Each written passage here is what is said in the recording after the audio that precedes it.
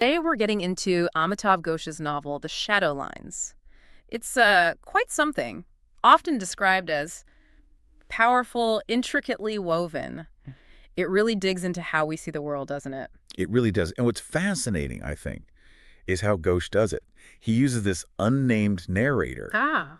which is it's a brilliant way to blur the lines, between past and present, memory and actual history, Mhm. even home and exile. The perspective itself is fluid. So the way you experience the story feels as undefined as the ideas it explores. Exactly. And the places Calcutta, London, Dhaka, they aren't just settings. They're absolutely shaped by big political moments. Yeah. Things like the partition. A brutal time. Absolutely. And the communal riots that followed. Mm. Ghosh connects these huge historical shifts directly to individual lives, Mm.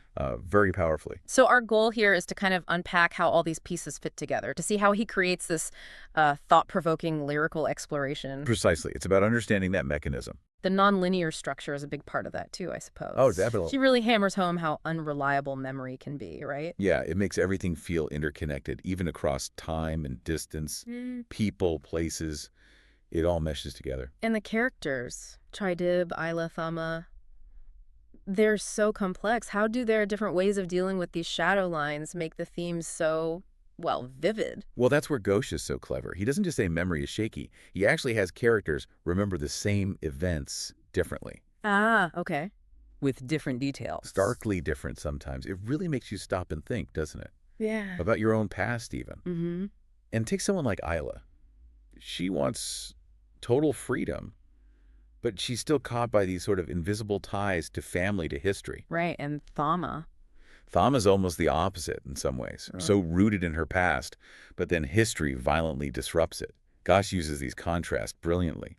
It shows that borders aren't just lines on a map, they're internal struggles too. Constantly being negotiated inside us. And it's fascinating how he weaves these very personal stories into huge events like partition.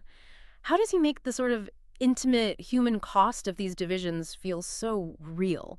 He focuses on the small things, the everyday moments. Okay. You see normal family life maybe in Calcutta, and then suddenly it's shattered by riots. Uh-huh.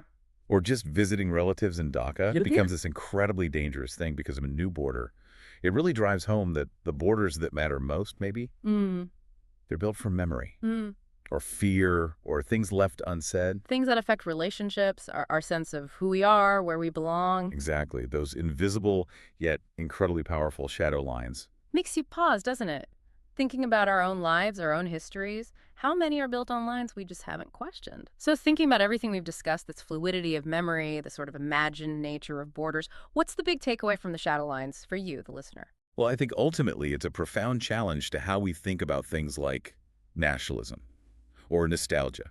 It really pulls back the curtain on how boundaries are often constructed, imagined. It's a call to question the stories we inherit, maybe, the lines we draw between us and them. Yes, definitely.